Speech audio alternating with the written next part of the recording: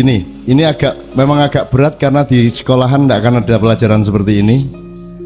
Tapi adalah hak Anda untuk mendapatkan hal semacam ini karena Anda kesini juga karena Anda didorong oleh cahaya dan Anda sedang mencari cahaya. Cuman memang kita belum tahu cahaya. Saya ingin menjelaskan seperti ini. Tadi kan kita bilang uripe manungsa ming seka Gusti Allah, goleki Gusti Allah meneh. Kowe ketemu ora ketemu ya akhirnya ya kepergok Gusti Allah meneh, ya. Ning keindahan terjadi kalau kamu memang menemukan dengan seluruh potensi yang ada pada dirimu. Kalau pada saat yang sama Allah tadi mengaku atau menyebut dirinya adalah cahaya, Allahu nurus samawati wal ard, maka perjalanan manusia adalah dari cahaya menuju cahaya, dari Allah menuju Allah, dengan panduan dari Muhammad menuju Muhammad, dengan penjelasan dari cahaya menuju cahaya. Maka pertama yang harus kita pelajari adalah fisika dan biologi. Kedua yang harus kita pelajari adalah kosmologi yang merupakan makro dari ilmu fisika, matematika, dan biologi. Yang ketiga harus kita pelajari adalah fisika kebudayaan. Jadi tata kelola perilaku manusia, di situ ada akhlak, ada kamulyan, ada pamriksa, ada macam-macam. Supaya pada tahap keempat kita menemukan cahaya yang sebenarnya. Tidak mudah menjelaskan, tapi kira-kira ini ya.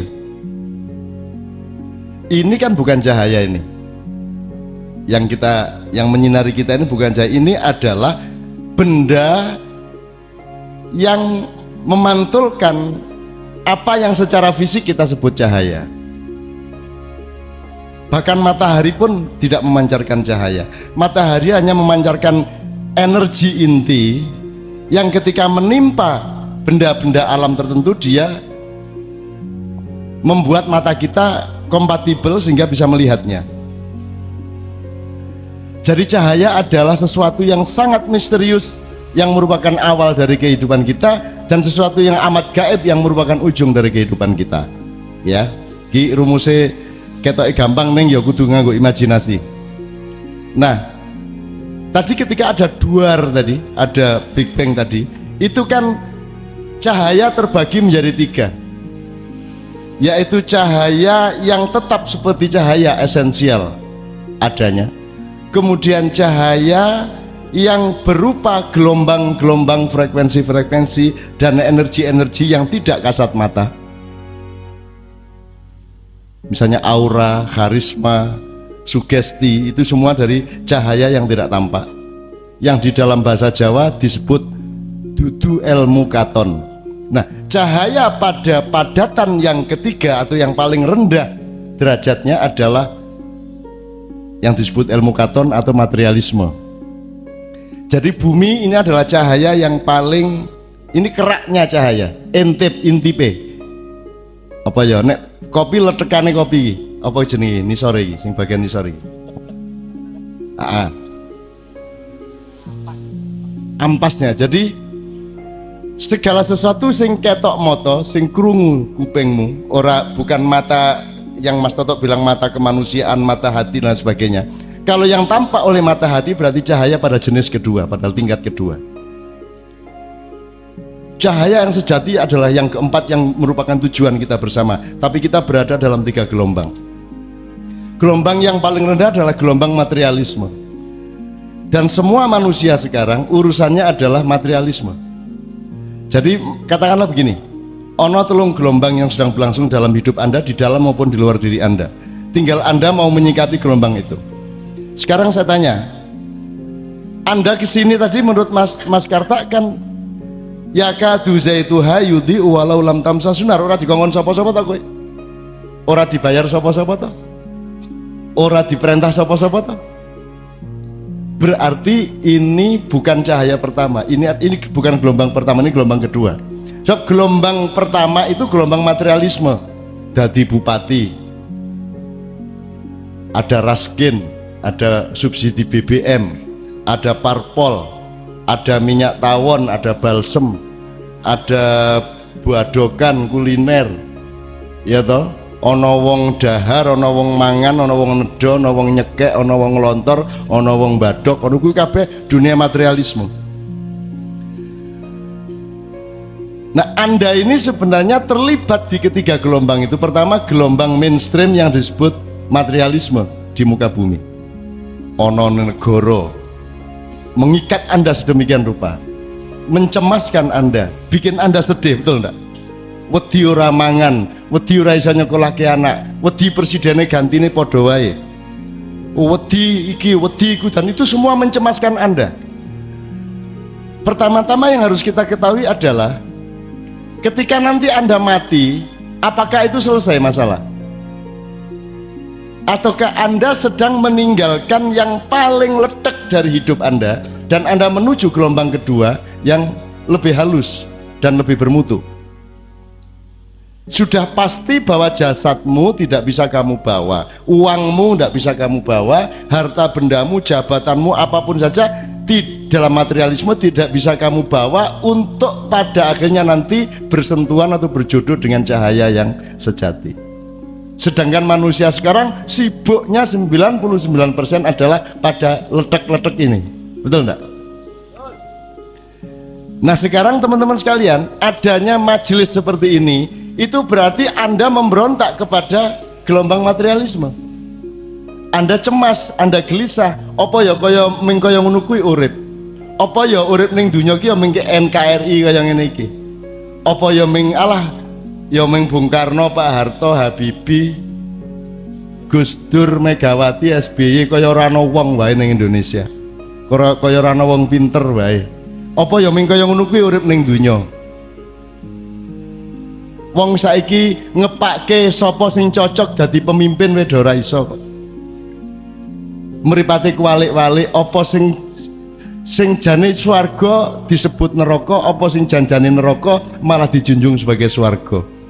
Materialisme adalah alat utama Dajjal dan iblis untuk memperdaya Anda, dan tujuan utamanya adalah membalik cara berpikir Anda sehingga Anda mengejar-ngejar surga yang sebenarnya adalah neraka, dan Anda lari dari neraka yang sesungguhnya adalah surga. Nah, di sini ini gelombang kedua, di mana Anda rene iki mergo kowe ora pati aman to karo gelombang pertama. Atimu aman ra karo Indonesia iki? Aman mboten? Tidak aman. Sebagai apapun Anda tidak aman, sebagai manusia tidak aman, sebagai warga negara tidak aman, sebagai orang Islam tidak aman, ya, sebagai orang Jawa tidak aman, sebagai apa saja tidak aman. Ini kapan-kapan bisa kita omongkan kenapa menjadi orang Jawa tidak aman, kenapa menjadi warga negara tidak aman, kenapa menjadi orang Muslim tidak aman, dan seterusnya. Itu banyak sekali. Tapi intinya kan Anda ini sedang memberontak dari dunia materialisme, dari mainstream gelombang pertama. Anda mencari gelombang yang lebih murni, yang lebih sejati. Maka Anda datang ke sini. Jadi aktivisnya Habib Anies ini adalah aktivitas gelombang kedua, yang hari ini si gelombang kedua ini pelaku-pelakunya sedang menggayuh gelombang ketiga, yaitu cahaya yang sejati. Kita mempelajari apa to janjane urip iki? Apa ya wong ki ming royokan sugih? Saiki ki aja meneh kok rohani ya Mas Toto ya. Kebudayaan aja udah ndak dipahami. Saya berjalan dari Solo, Grobogan, Purwodadi nganti tekan Padi, itu yang tampak adalah bukan orang yang punya komunitas budaya seserawungan yang nguri-uri kabudayaan Mamayu Hayuning Bawono. Yang tampak di rumah-rumah mereka, restoran dan warung-warung mereka dan tempat-tempat usaha mereka adalah persaingan pribadi untuk menunjukkan bahwa saya lebih materialistik daripada kamu. Betul enggak? Hanya itu. Berarti Anda berada di tengah-tengah manusia mainstream yang berpedoman kepada leletek, berpedoman kepada materialisme, padahal materialisme adalah keraknya cahaya yang paling rendah, yang umurnya paling pendek, yang tidak bisa Anda bawa kemana-mana. Sedangkan perjalananmu masih sangat jauh menuju wadkhuli fi ibadi wadkhuli jannati. Dan yang bisa, yang dipanggil oleh Allah wadkhuli fi ibadi wadkhuli jannati adalah ya ayyatuhal mutmainnah, wong sing wis ngrasake, wis tekan, wis iso ngrasake tentrem sing sejati ning jerone awake. Wong sing wis mutmainnah, mutmainnah wis ora kepencrut karo donya. Ya mangan tetep mangan ning ora njur mangan kuwi dadi nomor siji. Ya golek bojo ya sing ayu ning ngerti to ayu ki ya pirang tahun to ya. Wong gua we nek bendina dileboni saya amba. Kuwi gua. Kan begitu. Artinya saya mohon maaf ya, saya Mas Karta dengan ini sudah 40 tahun, sama Mas Toto 35 tahun kira-kira. Sampai sekarang tidak berubah. Kami berada di gelombang kedua yang mencari gelombang pertama, gelombang ketiga. Anda lihat ada berapa grup dari God Bless, dari zaman Ucok Harahap sampai Kus Plus, sampai Panbers, Mersis, Ebit GAD, sampai zaman Noah sekarang. Leto, oke. Ya, oke.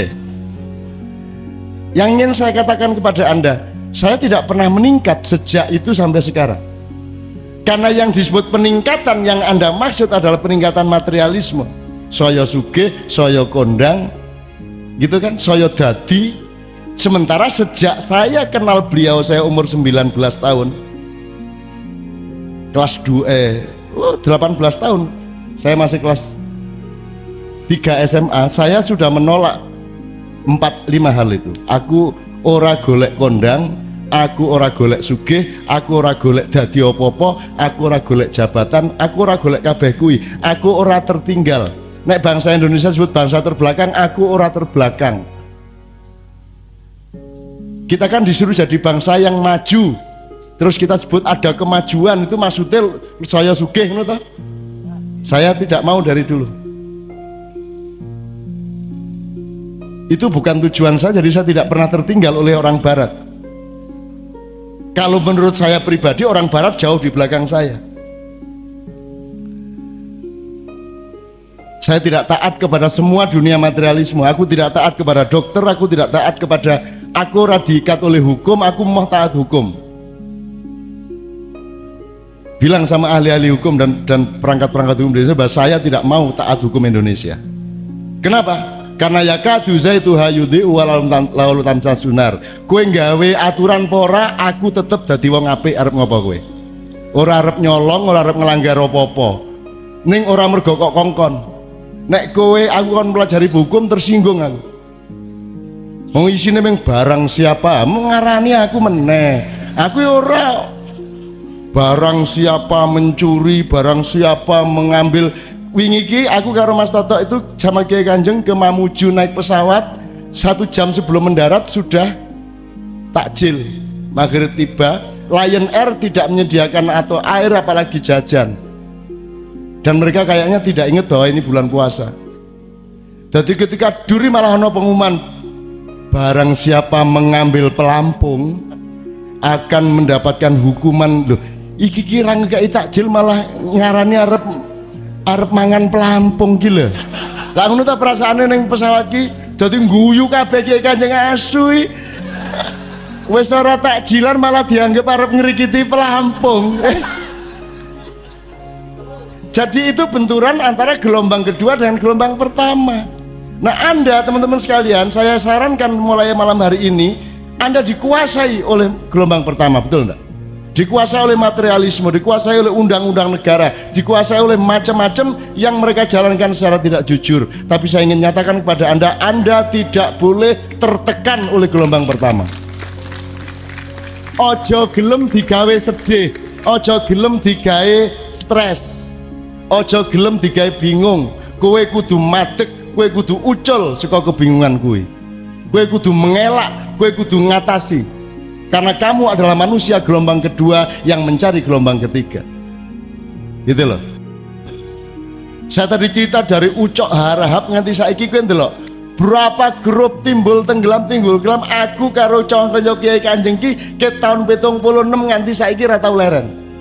Padahal kita tidak pernah mencari kondang, tidak pernah mencari job PY, tidak pernah. Dan saya kesini ini juga tidak dalam rangka profesi saya. Saya kesini ini karena ada modulasi antar gelombang, antar pelaku yang berada di satu gelombang. Habib Anis pelaku gelombang kedua, mencari gelombang ketiga, bahkan bertorikot melebihi saya. 6 tahun setengah ning kuburan ben bengi. Coba iya dah.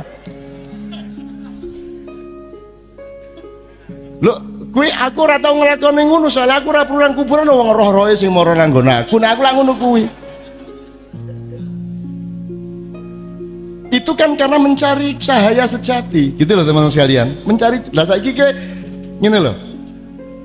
Sego itu cahaya, kerak cahaya. Ning maknane sego kuwi gelombang cahaya. Ning barokah sego kuwi cahaya sejati, ngerti ya? Kowe duwe duit 1.000 rupiah, 5.000 rupiah, 10 rupiah.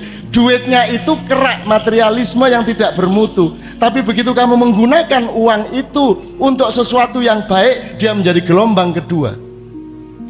Begitu dia membarokai kiri kananmu, anakmu, istrimu, dan tetangga-tetangga, maka dia menjadi gelombang ketiga. Jadi tidak menolak materialisme, tidak. Saya tidak menolak Indonesia. Tapi jangan Indonesia menyuruh saya untuk memaknai hidup ini seperti bagaimana kamu memaknai. Saya datang ke pengajian bukan karena saya ustadz. Saya tidak memaknai diri saya sebagai ustadz. Apa ustadz ki? Dole ono ning Quran kata ustadz nih ono. Kok saiki ustadz itu dadi profesi sing dijunjung-junjung tinggi. Njur kudu duwe jargon jamaah. Apa kuwi? Itu peristiwa gelombang agama spiritual atau peristiwa materialisme dan kapitalisme? Kalau Anda nonton TV,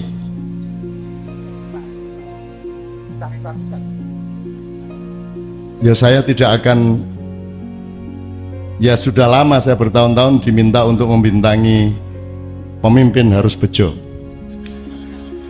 Kita 3 tahun saya tolak terus, akhirnya minta Mbak Novia juga menolak, akhirnya ke Pak Mahfud. Aku anakku nesu langsung sing SMP kelas 1. Itu yang ayah mau jadi bintang iklan. Iya, kalau sampai terjadi ayah yang ngomong pemimpin harus bejo, kita nggak usah ngomong seumur hidup. Menunggu ya anakku nesu, pemimpinku harus bejo deh ngomong ngono. Pemimpin itu harus tanggung jawab kok bejo. Lo bejo itu maksudnya bersih, apa? Jujur, prasojo, prasojo. Kuwi sing mesake kan kata bejo dhewe. Bejo itu kan laki, beruntung. Ternyata maksudnya dudu beruntung. Lak nesu ta kuwi sing jenenge nek kowe dadi bejo, kan nesu ta. Asem tak pikir aku sing dimaksud ternyata ora ya, jujur, sportif. Lho kowe iki bejo apa jujur? Lah ada tau bejo karo jujur ki. Wong buktine sing jujur malah ra bejo e. Dadi piye to karepe bejo iki? Dadi iki lho, wong Indonesia ini wis nyembah brahala, salah le milih brahala, le nyembah wae keliru. Maka Anda kesini ini menurut saya Anda pencari cahaya sejati. Anda manusia gelombang kedua, dan Anda jangan mau tertindas oleh gelombang pertama. Meskipun Anda tidak bisa merubahnya, tidak apa-apa, tapi Anda tidak boleh menjadi budak dari gelombang satu yang mengatakan Jakarta beriman, Gusti Allah GR. Ini Gusti Allah, kaido beriman karo aku. Ngono to Gusti Allah. Loh, terus Jibril kondo, senes niku maksudnya senes beriman, niku maksudnya bersih, indah, nyaman. Terus Gusti Allah ngene, anggon lonte ya bersih, indah, nyaman ngono kuwi. Masa Sunan Kuning ning Semarang ora bersih, sapa sing gelem teko? Masa ora indah, sapa gelem ora nyaman, sapa gelem tuku, kan ngono. Nek beriman, nek bersih indah nyaman, bersih indah nyaman. Saya sudah menyarankan Jakarta merubah dari Jakarta Beriman menjadi Jakarta Benyamin S. Wis tak sarankan yang ora diterima. Benyamin kan jelas bersih, nyaman, indah. S sak karepmu. Itu dinamis, ya toh? Dinamis. Jadi ruang demokrasi di situ, teman sekalian. Nah, jadi saya ingin ngomong 3 gelombang. Amati di dalam dirimu, mana gelombang 1. Ketika kamu jadi pegawai, Kamu masuk pagi, tanda tangan, pulang sore, tanda tangan, terus kamu dapat urusan-urusan kamu disuruh, itu pekerjaan gelombang 1. Tapi dia bisa menjadi gelombang 2 tergantung caramu memaknai. Kan gitu. Ora apa-apa kok dadi satpam ning gereja ya ora apa-apa. Ning lemu memaknai apa? Kan begitu. Apa njur nek kowe dadi satpam ning gereja njur melu dosane wong Kristen, misalnya ngono. Lah ya ora to. Oh Gusti Allah pekok ngono kuwi. Lah ya ora. Masa Tuhan ngukurnya begitu? Nek tuku apa-apa kudu delok sing dodol wong Islam apa dudu ngono. Piye carane? Nek nolong kudu didelok. Ya ana wong kaliren sik Islam ta dudu, nek Islam ditolong ngono kuwi. Carane nolong. Ora ana ajaran Gusti Allah kaya ngono kuwi. Nek nolong ki nang wong sing butuh pitulungan. Bahkan ora mung wong, apa wae sing butuh pitulungan kok tulung. Ora nganggo identitas. Ya ora? Ora ana wong tiba serempet motor. Sik, kowe Islam ta Kristen? Islam ya mati ya. Islam. NU Muhammadiyah. NU ne Gus Dur apa Muhaimin? Wis rak mati.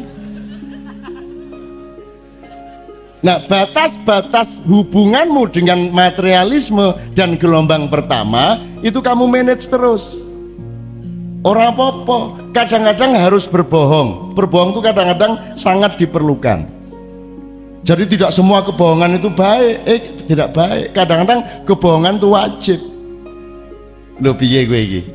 Nek kancamu misale kancamu lara ning rumah sakit, menurut dokter mau wah niki pun angel niki Mas, niki ketoke mengrong-rong sasi niki cari dokter. Terus kowe saking jujure piye apa ya lumayan sih rong sasi kok ya. Sip ya wis didolek hikmah ya, dolek hikmah ya. Sadurunge modar piye carane dimaknai ya.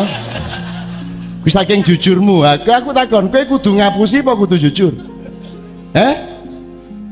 Jadi ngapusi kan apik to ning kono. Misalnya ana wong merongos, Mas Jana, kowe kok iso merongos piye to kowe? Apa ngono kuwi? Lah ya kudu kok hapusi sithik-sithik to ya. Dadi ngapusi ki ana apike, dadi uripe ora kaku ngono kuwi. Gitu loh. Piye to kowe iki? Ana wong buelong kene ne. Long belong belong kabare long. Cang bincang piye ceng? Cek piye carane cek? Ya ora iso. Seorang ibu ditanya anaknya, Bu, saya dulu lewatnya dari mana tuh waktu lahir? Nah kayak terus ibune piye? Teko kene lho nak. Apa ngono kuwi? Ya kudu dihapusi toh. Saya dulu tanya ibu saya dan sampai saya umur berapa itu ibu saya teko kelek gitu. Nak kon biyen metune teko kelek. Ibuku ngomong nganti sampai beliau meninggal belum pernah meralat bahwa aku biyen metu teko kelek. Apa njur ibuku dosa? Terus malaikat kayak tuduhan, kamu berbohong kepada anakmu, kamu mengatakan bahwa lahirnya anakmu adalah dari ketiak, padahal sesungguhnya adalah dari tempat yang dulu sangat sukar membikinnya. Jare ini wong edan-edan kuwi nek gawe wong lanang gampang, gawe terus ditempleki ceklek lanang. Nek wedoke dibelek sret minggup meneh. Dibelek meneh minggup meneh. Wah terus iki piye carane ben ora minggup? Akhirnya dibelek cepet kayak kacang siji, wis ora minggup-minggup.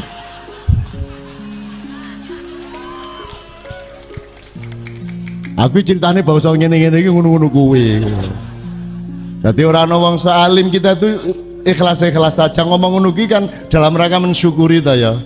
Kowe nek ora ana kacang ya menyesal ta ya kowe. Ya kowe mulane saiki iki kowe dadi ahli kacang. Oke, saya kira cukup. 3 gelombang tolong diamati. Pokoknya Anda terus-menerus harus cari gelombang yang ketiga yaitu Nur Muhammad yang sebenarnya. Pemanaan budayanya sangat bagus tadi. Pokoknya kowe iki ikhlas wae.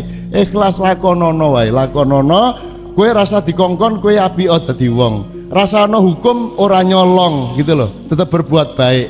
Lakukan ihsan. Ihsan itu adalah kebaikan yang engkau lakukan meskipun tidak disuruh, meskipun tidak dianjurkan.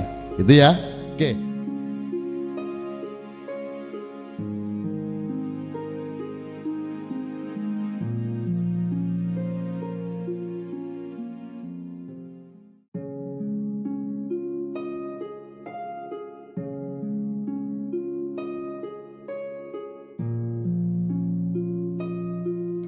Assalamualaikum warahmatullahi wabarakatuh.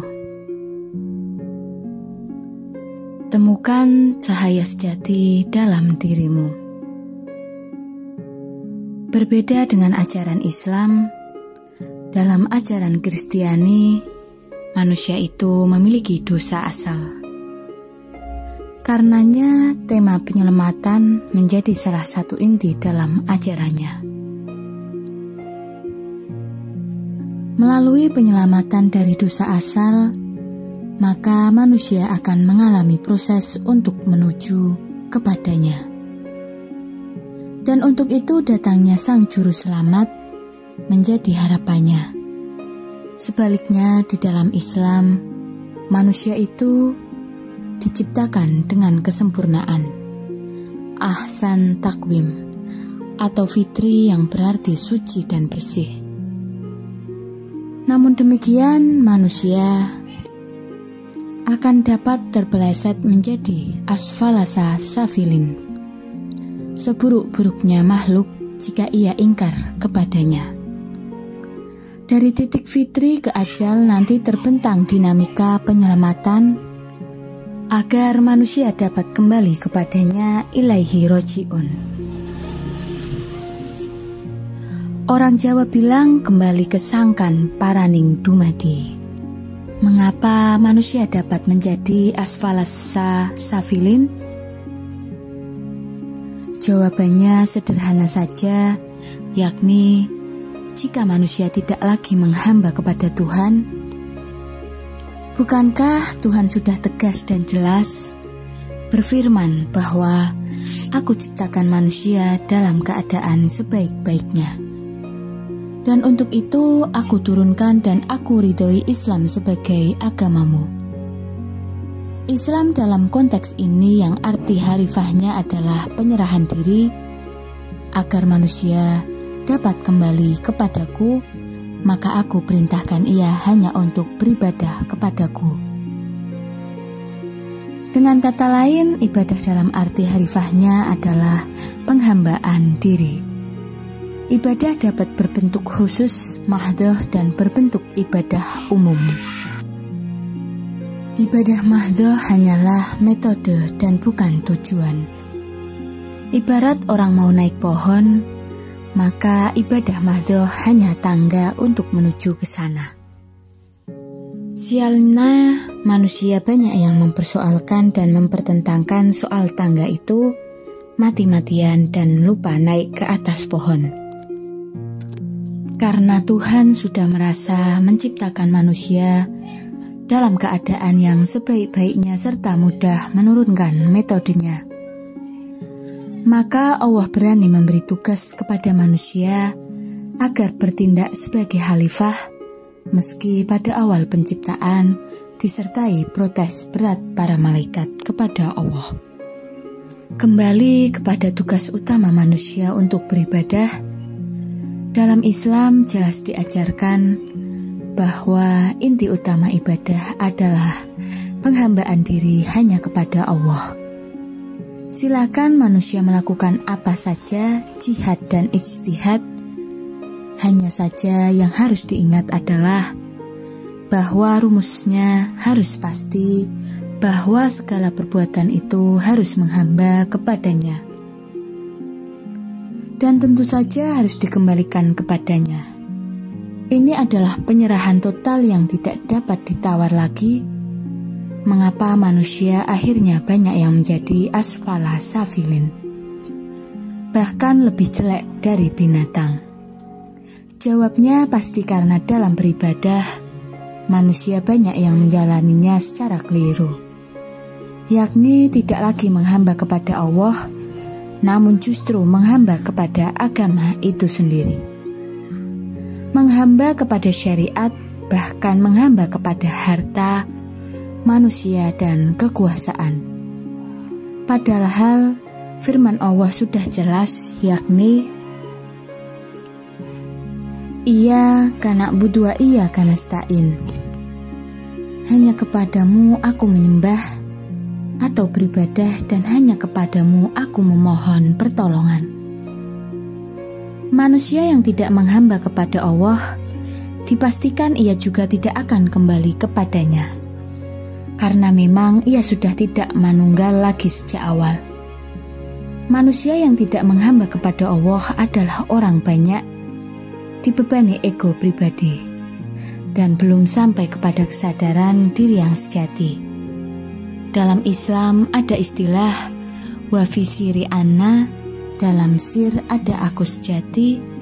Jika aku sejati, ini pecah menjadi ego-ego pribadi. Maka manusia sudah dikuasai setan.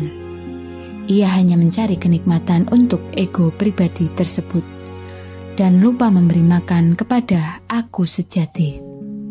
Padahal memberi makan kepada aku sejati akan jauh lebih nikmat dari kekayaan duniawi. Orang yang belum pernah mencapai tataran ini pasti tidak percaya bahwa makan yang sejati ini akan memberikan kenikmatan dan ketentraman yang luar biasa yang tidak pernah habis-habisnya.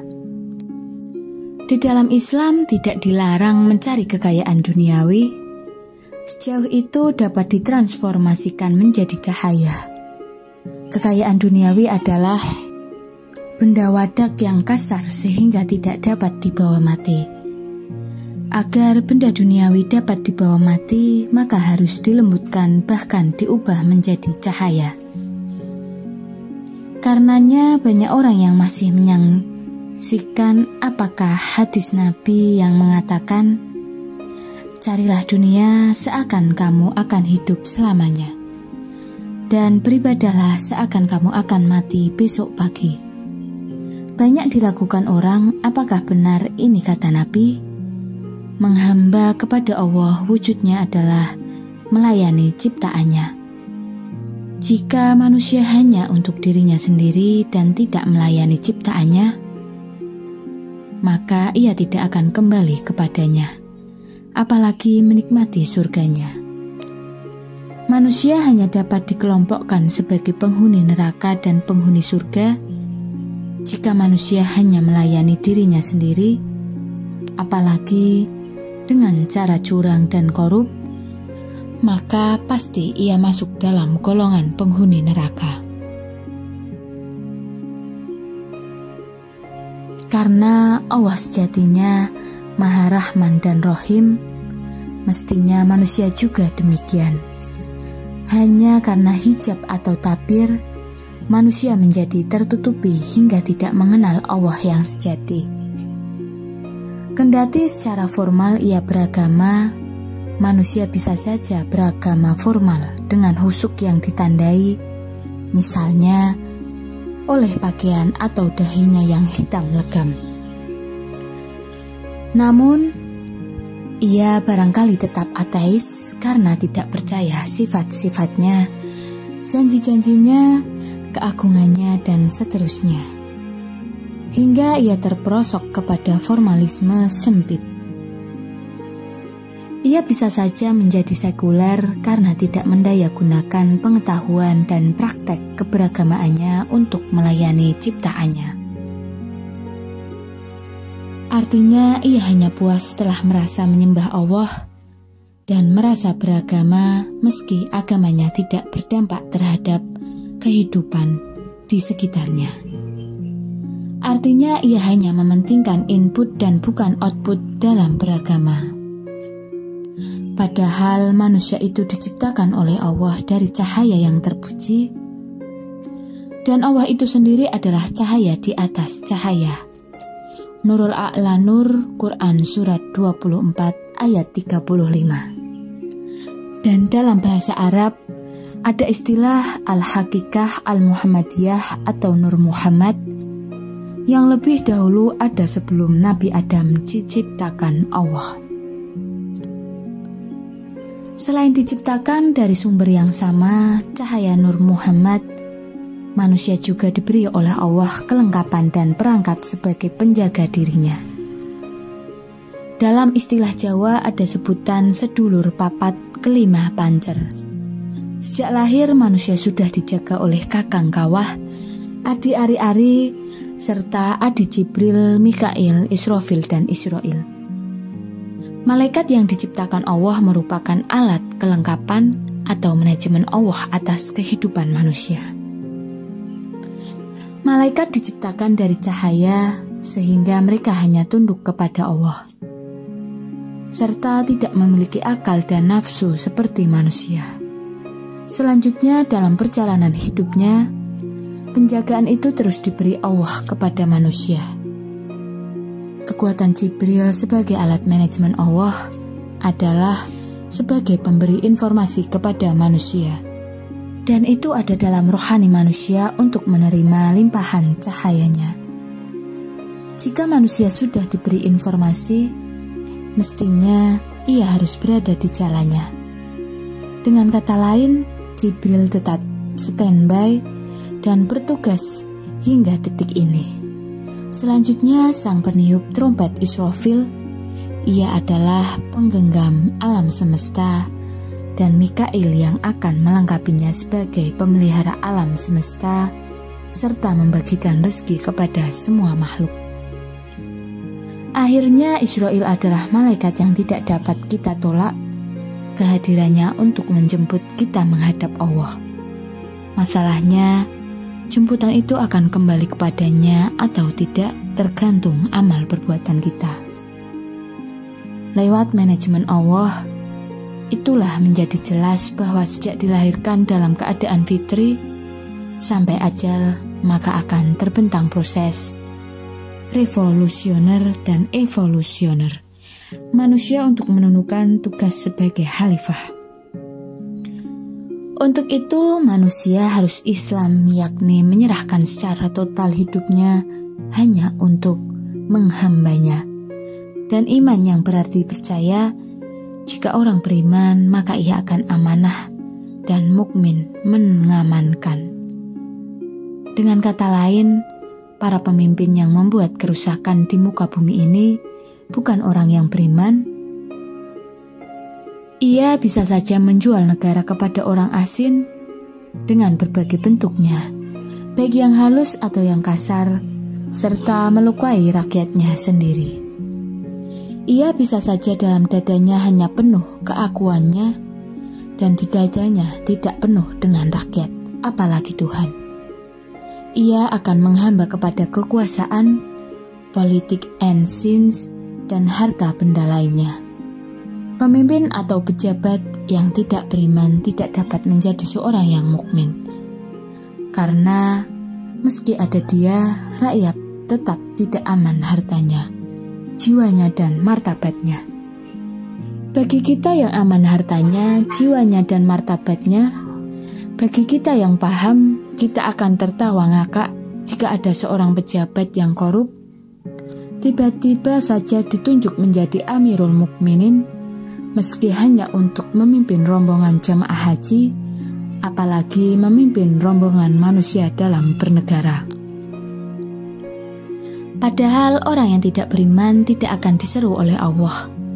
Bacalah dalam Quran, maka akan terbaca bahwa Allah banyak memanggil dan menyeru kepada orang-orang beriman. Maka jelaslah bahwa jika negara masih terus dikelola dengan cara yang korup, maka mereka akan termasuk orang yang tidak beriman sekaligus kafir.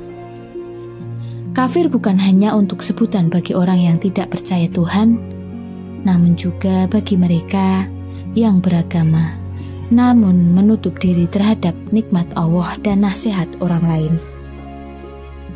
Bagaimana tidak kufur nikmat jika dianugerahi negara yang kaya raya namun disia-siakan? Bagaimana mau menerima nasihat orang lain jika para pemimpin tidak pernah mendengarnya?